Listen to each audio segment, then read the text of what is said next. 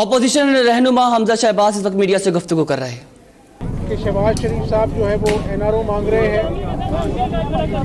حمزہ شہباز کو جو ہے وہ وزیر اعلیٰ بنایا جائے اور جب لاہور ہائی کورٹ کا بینچ بدلے گا تو ہم ضمانت کو کینسل کرائیں گے. یہ بڑے سیریس ایلیگیشنز ہیں اور جاوید چودھری صاحب اپنی ہر بات پر قائم ہے.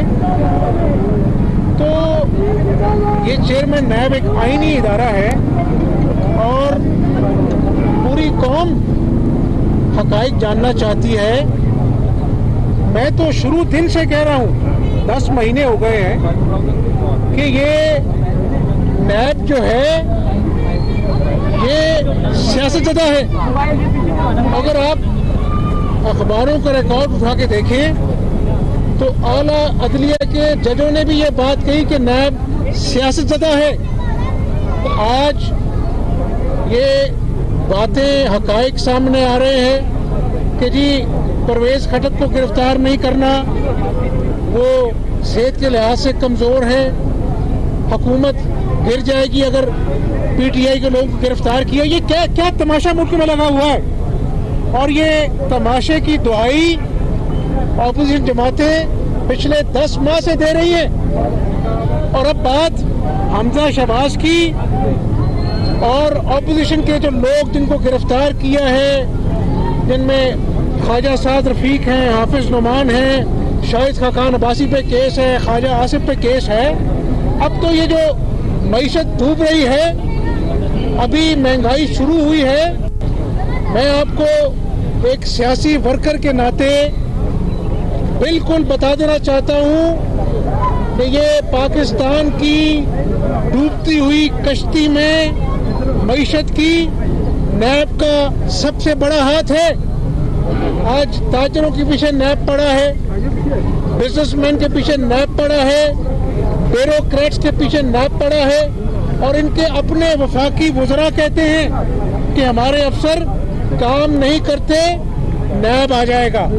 اس ملک کو نیب نے یرغمال بنا لیا ہے اور مجھے تشویش ہے کہ آج غریب آدمی کی 2 وقت کی روٹی کھانی مشکل ہو گئی ہے, دوائیاں مہنگی ہو گئی ہیں, اور اس میں عمران نیازی جو اس ملک کا نااہل ترین وزیر اعظم ہے وہاں پر سرگودا جا کر فوٹو سیشن کروا رہا ہے. اور بھائی تھانے میں کام آپ کا ہے تھانے کو ٹھیک کرنا. آپ نے کہا تھا کہ میں پولیس ریفارمز لے کے آؤں گا. وہ پولیس ریفارمز کے جو صاحب تھے جو خیبر پختونخوا سے لے کے آئے تھے وہ استعفیٰ دے گئے کہ میں اس ماحول میں کام نہیں کر سکتا. ایک ایک کر معاشی ٹیم کے ٹارزن بھی استعفیٰ دے کے چلے گئے گھر. آج پاکستان کی معیشت IMF کی یرغمال بن چکی ہے. اسٹیٹ بینک گورنر IMF کا سابقہ ملازم ہے حفیظ شیخ صاحب, جن کو معلوم ہی نہیں کہ ایک ریڑھی بان کا ایک تاجر کا مسائل ہیں کیا. خدا نہ خواستہ اگر معیشت ڈوبتی ہے, ان لوگوں کا تو گھر بھی یہاں پہ نہیں ہے, کوئی دبئی چلی جائے گا, کوئی دوبارہ مصر چلا جائے گا. لیکن عمران نیازی جو آج تم نے پاکستان کی معیشت کا حال کر دیا ہے, ابھی بجٹ آیا نہیں ہے, 700 ارب کے نئے ٹیکس لگنے ہیں. کتنے ارب کے؟ 700 ارب کے.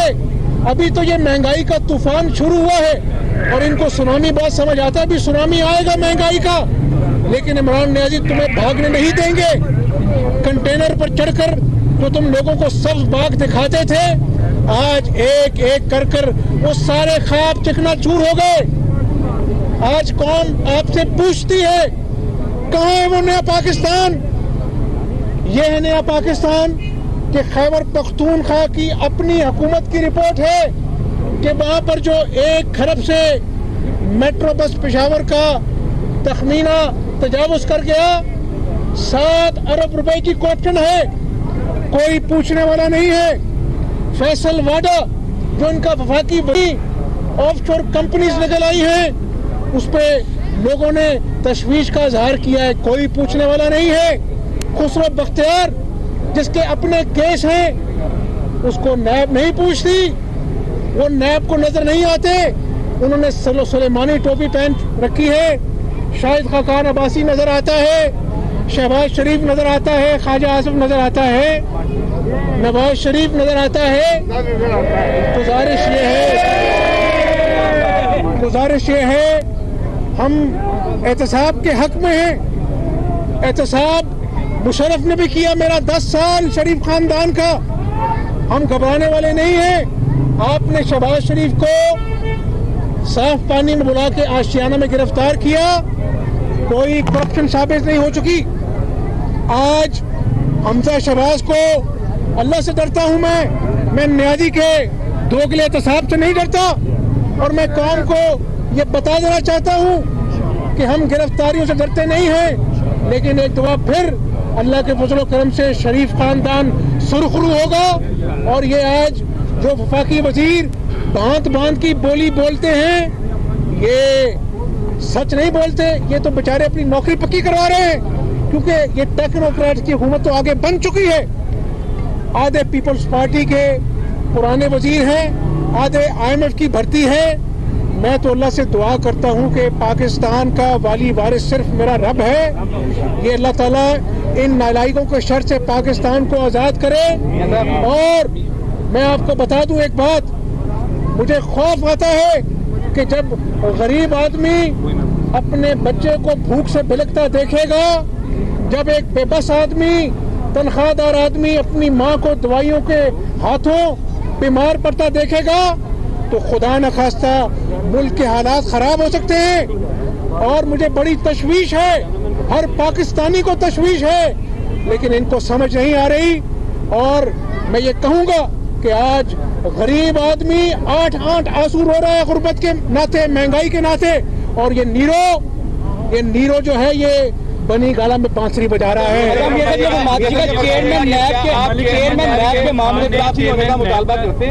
چیئرمین نیب کو اس اسکینڈل کے بعد مستعفی ہونا چاہیے. دیکھیں یہ باتیں اب زبان زد عام ہیں.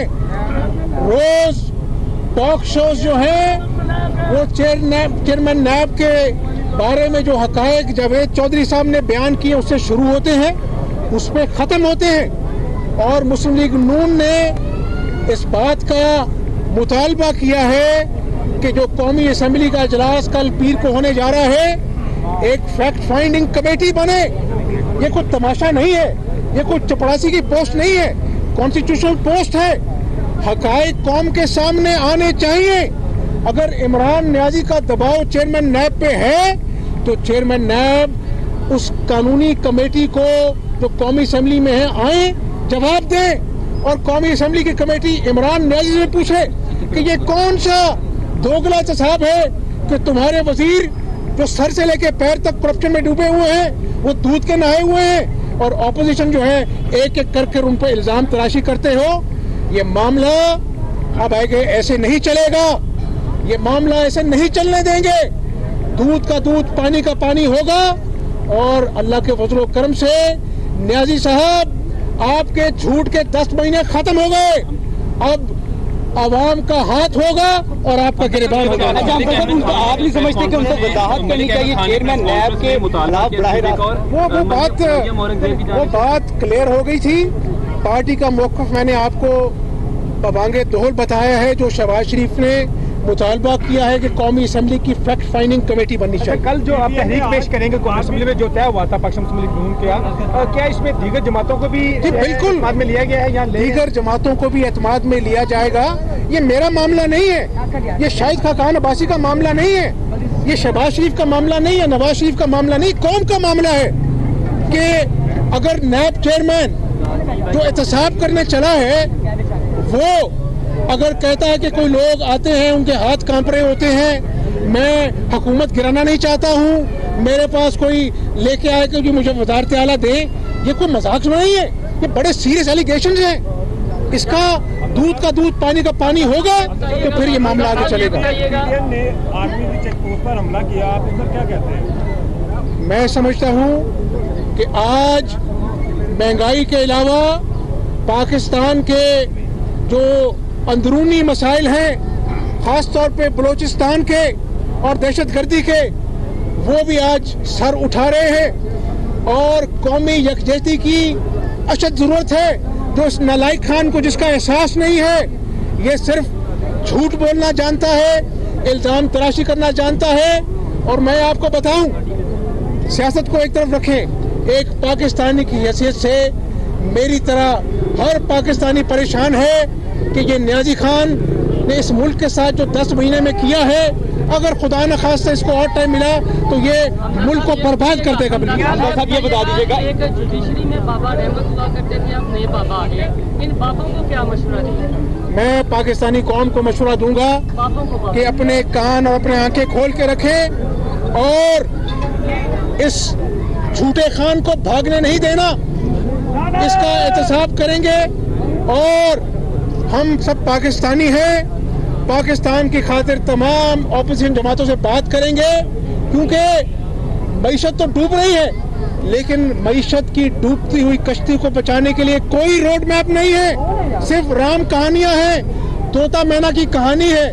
तो हमें मिल बैठकर पाकिस्तान की मईशत की सिमत के बारे में बात करनी चाहिए। बता दें, ईद के बाद एक तहरीक चलने जा रही है, ईद के बाद एक तहरीक है जिसमें ईद के बाद एक तहरीक चलने जा रही है, जिसमें आप क्या महंगाई में, इस सारी आवाम की मुश्किलात में किस तरह से अपोजिशन मिलेगी, किस किस्म की तहरीक होगी, सड़कों पर आएंगे, क्या ऐवान में ही सिर्फ एहतजाज किया जाएगा? एहतजाज की नौयत क्या है? ईद के बाद मौलाना फजल रहमान साहब, जिनको तमाम अपोजिशन जमातों ने मुतफिका जो है वो कन्वीनर मुकर्रर किया है, वो APC बुलाएंगे, तमाम सियासी जमातें बैठेंगी और पाकिस्तान की 71 साल तारीख में ऐसे बदतरीन मौशी हालात नहीं हुए जब बाहर के एजेंसीज कह रही हैं कि पूरे साउथ ईस्ट एशिया में पाकिस्तानी रुपया सबसे नीचे है, सबसे कमतर है। तो ऐसे में अगर हम ना बैठे तो ना कौम माफ करेगी, ना हमारा ज़मीर हमें माफ करेगा।